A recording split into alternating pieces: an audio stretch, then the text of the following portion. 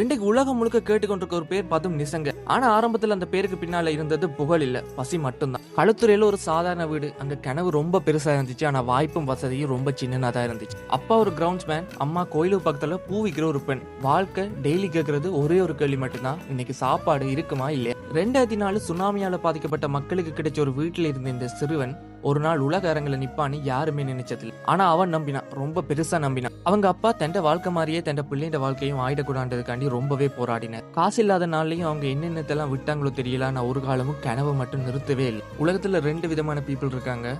முதலாவது இதாண்டா நீ இவ்வளவுதாண்டா நீன்னு சொல்லும்போது இதானா நான் இவ்வளவுதானா நான்னு பின்னுக்கு போயிடுவாங்க. 2வது வகை நீ என்றா சொல்றது நான் எவ்வளவுன்னு இதாண்டா நான் எழுப்பி நிற்பாங்க.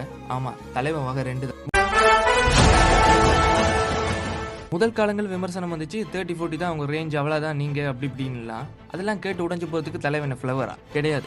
தலைவன் அவங்க விமர்சனத்தையே ஃபியூலை வச்சு ஜெகஜோதி அறிஞ்ச ஃபயர். இந்த டிசிப்ளின், கன்சிஸ்டன்சி, ப்ராக்டிஸ் இதெல்லாம் சேர்ந்தா என்ன முடிவுண்டு இன்றைக்கு உலகமே பார்த்துச்சு. T20 வேர்ல்ட் கப் 2026 மேடையில் அவர் எழுதின முதல் சதம். இது பல பேருக்கு கிரிக்கெட் ஸ்கோராக இருக்கலாம், ஆனால் வாழ்க்கையில் ஏதாச்சும் நம்ம சாதிச்சிடுவோமான்னு இறங்கிட்டு இருக்க கோடிக்கணக்கான இளைஞர்களுக்கு ஒரு ஏழை வீட்டின் அழுகையை வெற்றியாக மாற்றிய ஒரு சரித்திர கதை. இந்த செஞ்சுரி வந்தது கூட ஆஸ்திரேலியா போன்ற ஒரு மாபெரும் சக்திக்கு எகெயின்ஸ்டாக தான் வந்திருக்கு. இப்போ நான் என்ன சொல்ல வரேன்னா, உன் ஆரம்பம் எவ்வளவு சிறிதாக இருந்தாலும் உன் முடிவு உலகம் நினைவில் வைத்துக் கொள்ளும் அளவிற்கு பெரிதாக இருக்கலாம். இது கிரிக்கெட்டுக்கு மட்டுமில்ல, எல்லா சந்தர்ப்பத்திலையும் பொருந்தும், பிசினஸுக்கு கூட பொருந்தும். முயற்சி திருவினையாக்கும், முயற்சின்மை இன்மை புகுத்திவிடும்.